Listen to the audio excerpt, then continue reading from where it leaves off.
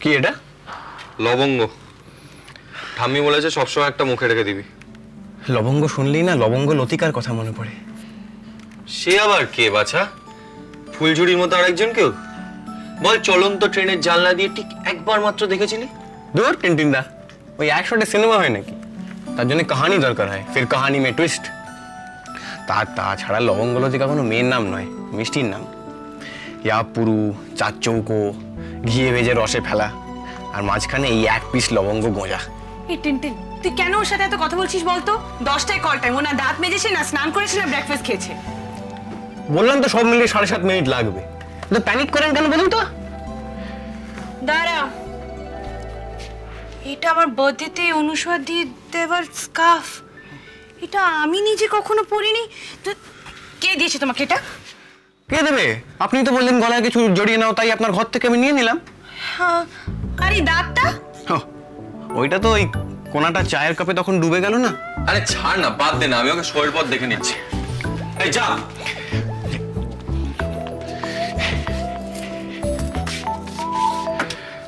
দাঁড়া, এটা আমার বেডরুম সিমাস। খোলো এক্ষুনি।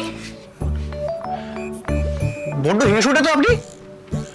ঠান্ডা লেগেছে, সব খুলে নিচ্ছে তখন। পাগল হয়ে যাবো আমি। কি করে ওকে দিয়ে একটা বড় কাজ করাবো আমি? এইটুকু সিরিয়াসনেস নেই।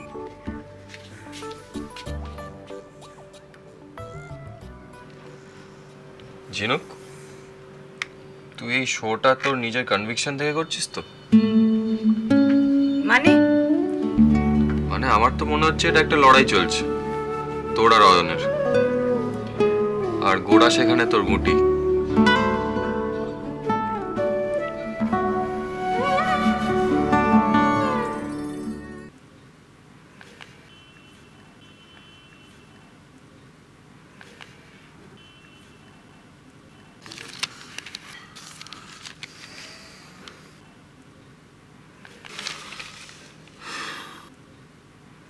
ঠাকুরদা, আয় আয়।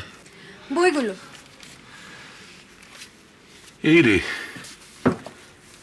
এটা তো আমার জানা নেই। 4 অক্ষরের পাখি, আগমনীর প্রতীক, আবার একটা বিখ্যাত বাংলা উপন্যাসের নাম, পাখির নামে শুরু। আগমনী মানে তো দুর্গা পূজা। এইসব আচার বিচার তোমার বিশেষ জানা নেই। বাংলা উপন্যাসটা 4 অক্ষরের পাখি দিয়ে উপন্যাস, 4 অক্ষরের পাখি। কাকাতুয়া আর কাদা খোঁজ ছাড়া কিছুই মনে পড়ছে। এদের নামে উপন্যাস। নীলকণ্ঠ। কি?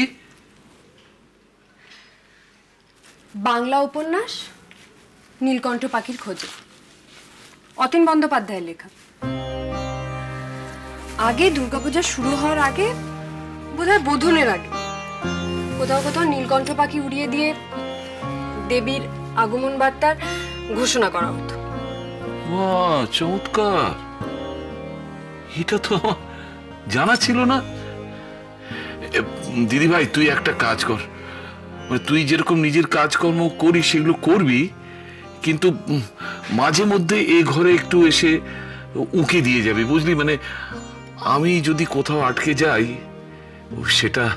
সেটা দিদিভাই আমি তোকে দিয়ে সুরাহা করিয়ে নেব। শব্দ সন্ধান? হ্যাঁ। তোমার কি সত্যি কোনো কাজ নেই ঠাকুরদা? সারাদিন ধরে খেলা করে যাচ্ছ। হাল ছেড়ে আজ বসে আছি আমি, ছুটি নে কাহারও পিছুতেই, মন নাহি মোর কিছুতেই, নাহি কিছুতেই। নির্ভয়ে ধায় সুযোগ কুযোগ বিছুরি, খেয়াল খবর রাখিনে তো কোনো কিছুরই। উপরে চড়িতে যদি নাই পাই সুবিধা, সুখে পড়ে থাকি নিচুতেই। এতদিন পরে ছুটি আজ ছুটি, মন ফেলে তাই ছুটেছি।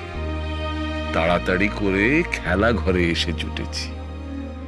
বুক ভাঙা বোঝা নেব না রে আর তুলিয়া, ভুলিবার যাহা একেবারে যাব ভুলিয়া, যাঁর বেড়ি তাঁরে ভাঙা বেড়ি গুলি ফিরায়ে, বহুদিন পরে মাথা তুলে আজ উঠেছি। ইস, তোমার কি মজা ঠাকুরদা। আমি যে কবে এইভাবে বলতে পারবো।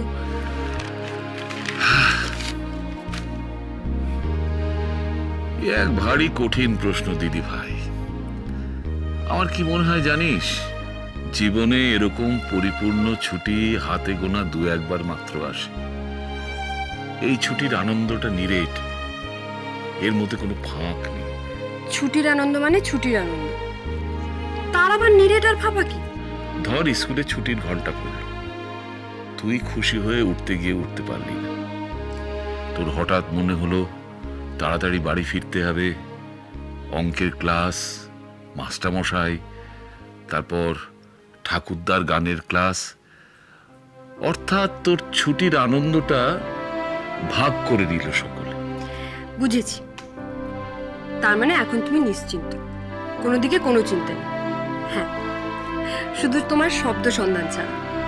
এই টিভির অনুষ্ঠানটা ঘাড় থেকে নেমে যাওয়ার পর যেন বেঁচেছি। বড় হালকা লাগছে দিদি ভাই, বড় হালকা লাগছে।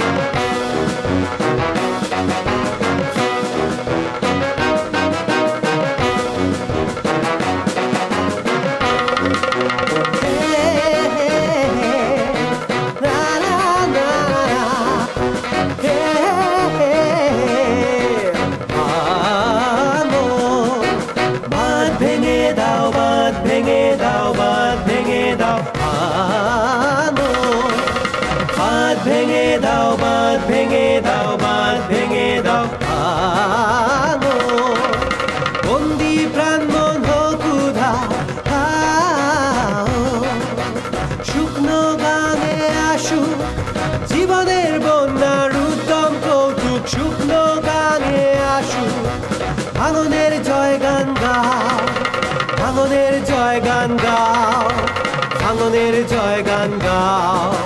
জীর্ণ পুরাতন যাক ভেসে যাক, যাক ভেসে যাক, যাক ভেসে যাক।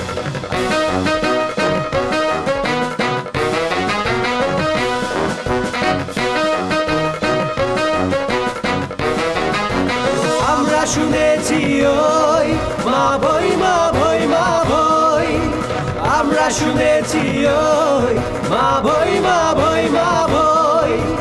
বন্ধুতনের হৃদয় ভয় করি না অজানারে, রুদ্ধ তাহারি দ্বারে দুর্দার বেগে ধাও। বাঁধ ভেঙে দাও, বাঁধ ভেঙে দাও, বাঁধ ভেঙে দাও।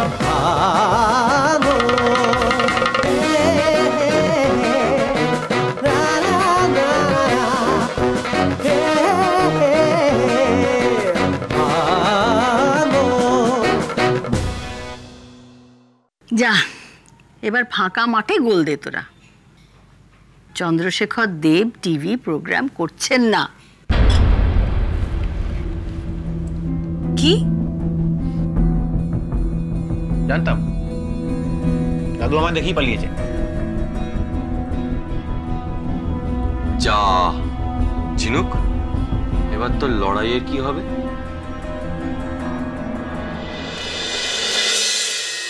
গানিরো